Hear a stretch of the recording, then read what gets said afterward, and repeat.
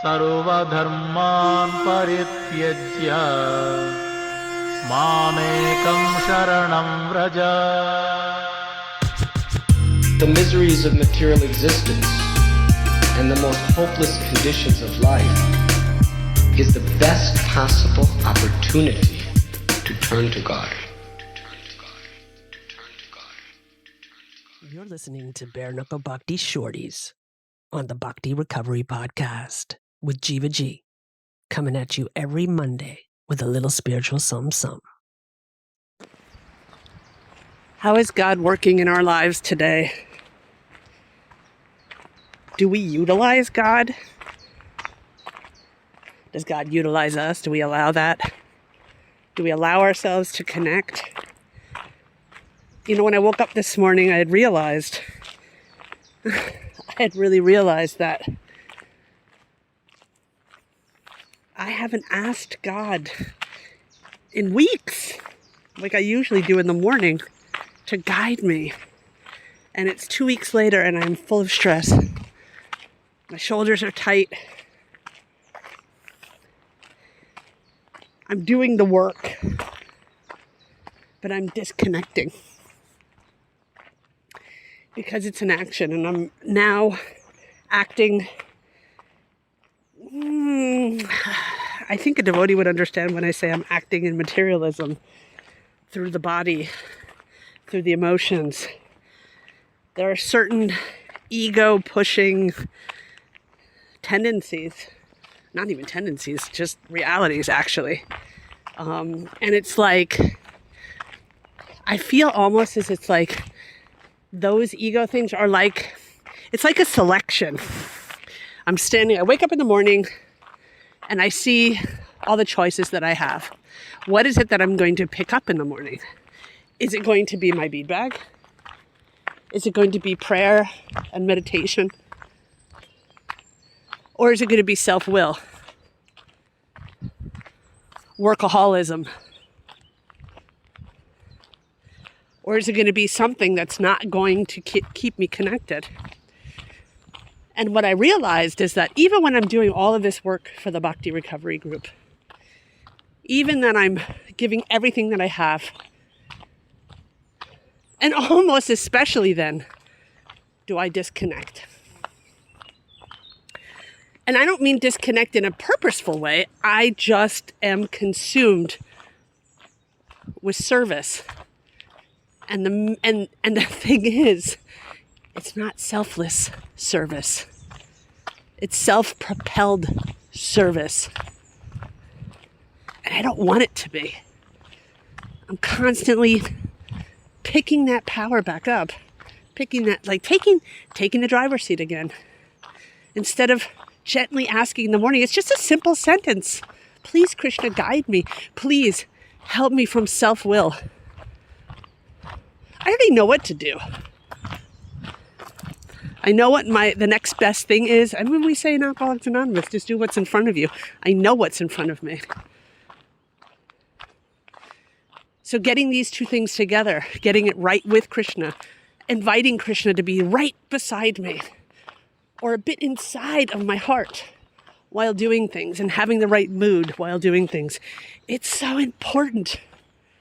Because when I'm in that way, when I'm blessed enough or open enough or done my program good enough,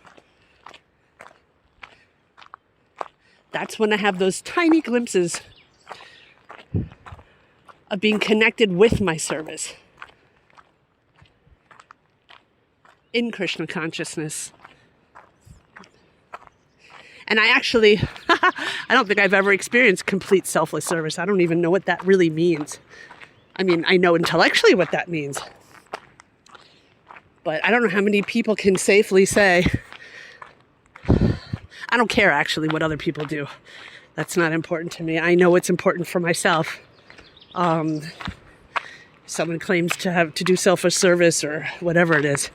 I can only speak about my own experience, strength, and hope. So combining that, and those are the small things that I can do in the morning. I can connect somehow. And when I stop doing those things, I'm in self-propelled, self-will in service. Now, sometimes I can get a lot of stuff done, but at the end of that, I'm exhausted. I'm exhausted and sometimes frustrated, resentful. All of those things come up. Like, goddamn, I just do this and I do that, and I'm not getting blah X, Y, Z. But that's not why we do this. That's not why I do this. It's a byproduct, hopefully, maybe one day, to be a selfless servant.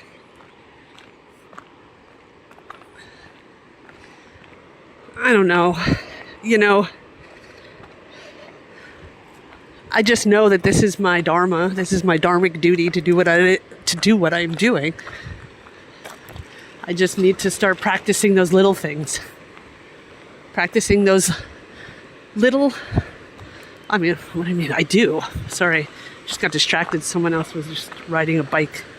And I had to get out of the way. I have to remember to do these things on a daily basis. Say a prayer in the morning. Ask Krishna to come in and please help me. Help me so that I can help myself and others. Helping myself and others in Krishna consciousness. Here in the age of Kali, it's a really insane place. And it's an insane time. The earth is an insane planet. Everything is upside down. It's destructive, confusing, and baffling. And when we get into functioning within that insanity, we also become insane.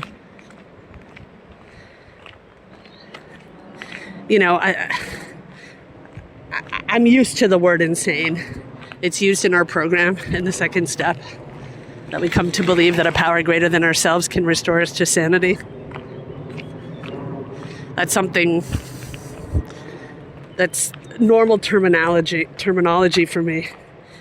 And for those who have an allergic reaction to the word insane, think of it as sound thinking. Think of sanity as being connected with God. That's how I think of it. And when I'm not connected to God, or at least trained, when I'm even not, maybe emotionally, spiritually connected to God, I start to learn how to act that way, at least. But when it becomes just acting that way and not really giving up the control, giving over the control that I think I have, the illusionary control, when I'm connected with that awareness, I have a chance to let Krishna in. But here, we have so many distractions on this earth in this crazy age that it's really hard to get those moments. And one drop of those moments, one teeny little drop, can really make a huge, huge difference. When we talk a little bit about the 11th step is seeking through prayer, meditation, and chanting of the holy names to improve our conscious contact with Krishna as we understand him, praying only for knowledge of his will for us and the power to carry that out. When we're talking about that, that's a goal in life. That's something I would love to be plugged into 24/7. And I aspire for that. It's the most lovely place to be, asking Krishna for his direction and finding the power to carry that out. It's so important. It's not even important, it's a lifesaver for me. It's my lifeline. We got a Russian walking over here, guys. Today it's busy here on the trail. These are the distractions of my mind. All kinds of bike riders. It's Saturday. So everyone has a weekend and they come out here to the river and ride their bikes along the river, which goes miles and miles and miles. And there's walkers and whatever. Anyway.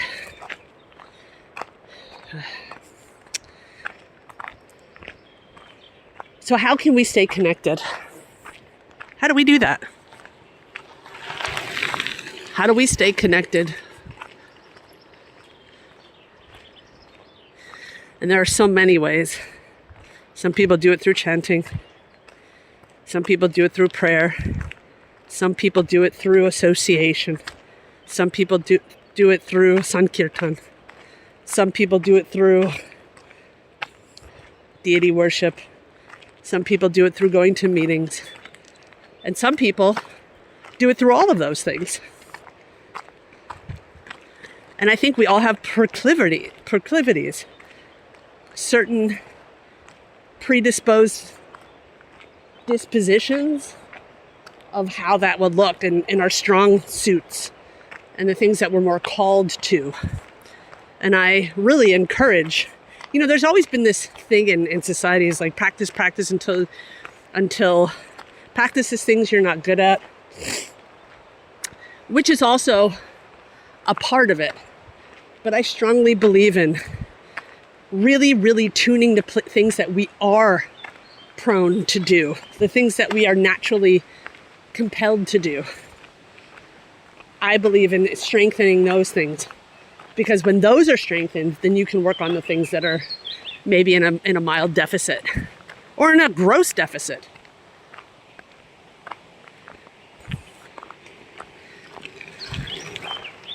Krishna consciousness is a never-ending 12-step process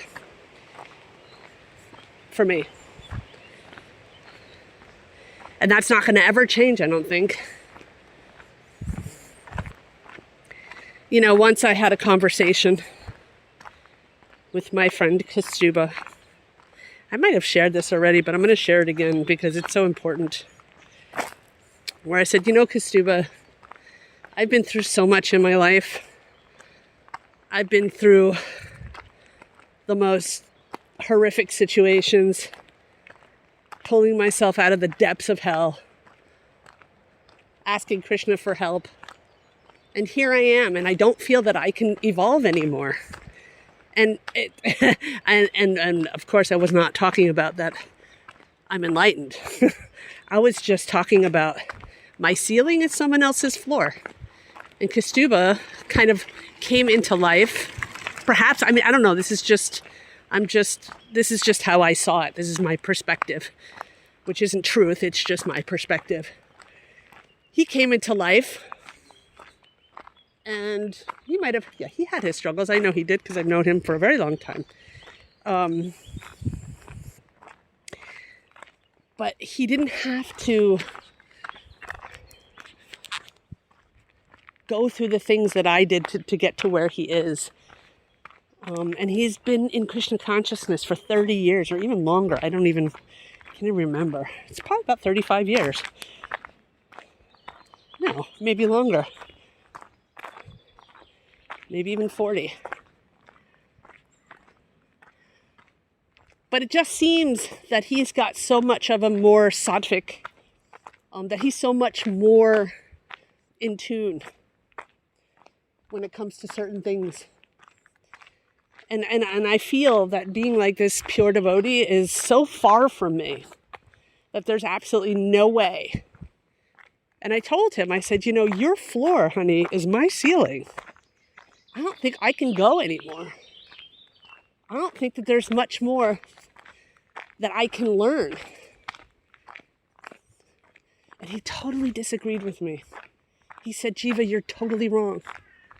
I think you can go way higher, way more. And when I heard that, I started to cry. Because I've never heard that from someone. I've created a ceiling for myself. And if I can't go higher, quote unquote, then I can expand. And if I can't do that, then that's just the way it is for this life. I am so conditioned, even in my recovery. Those are my safe walls, my safe ceilings.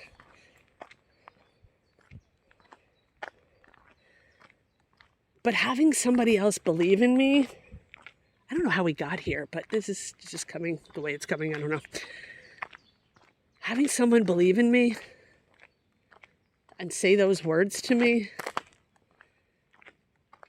it seemed very, very much not my own thoughts. It was a very new concept, like, wow, someone believes in me. Someone thinks that I could evolve more. Someone thinks that I can, and I don't think I know what that feels like. And I'm not saying that no one ever believed in me. I'm just saying I never believed that someone believed in me. So it's not like, oh, my whole life no one ever believed in me. I can't claim that. I don't know if that's true. But what I do know is that I don't think, first of all, that I believed in myself. And I don't believe that other people believed in me. They would just say so. But this time it landed. So it starts with the simple things. Am I giving my will and my life over to the care of Krishna this morning? Just today? Just for today. Am I doing that? Am I asking him for guidance? Am I seeking through prayer and meditation? Am I taking a 10-step every day, dusting the house, keeping my side of the street clean? Have I helped someone else? Have I surrendered? Do I have faith? Is my head in the game? Is my heart in the game? Is my heart in the game? My head's always in the game. That's kind of the problem, guys. That's kind of the problem. My head is always in the game. Oh, actually, that's not true either. I'm distracted. I'm all over the place. I just mean intellectually, I can always tap into that and think about that. It's not like, there isn't a day that goes by that I don't think of my recovery and that I don't think of God and I don't think of Krishna. There's not even an hour that goes by. But that's a thought. And I really have to dig into that. How? What kind of actions can I take today to connect myself? Am I utilizing the things, the tools?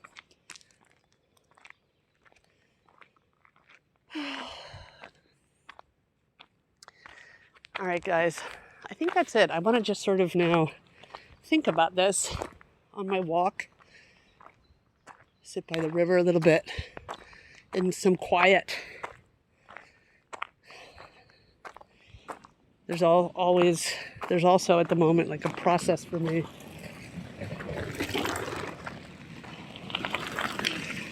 of letting go of this place, because soon I will be in Berlin and I have to let go of the attachment here of walking in the woods and by the river. It's not a bad attachment. It's a beautiful attachment. But I'll miss it.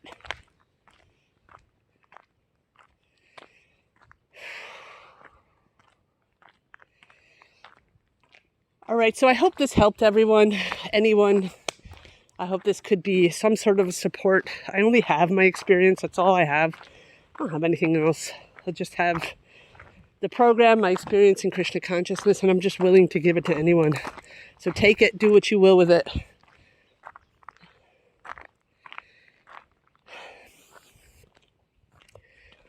All right, guys. Also, pass this podcast to anyone you think can benefit from it. Please stop right when this stops. Please close your eyes for a second and imagine one or two people who can benefit from this and send it to them. Just send this to them. You can do your part too. If you want, of course.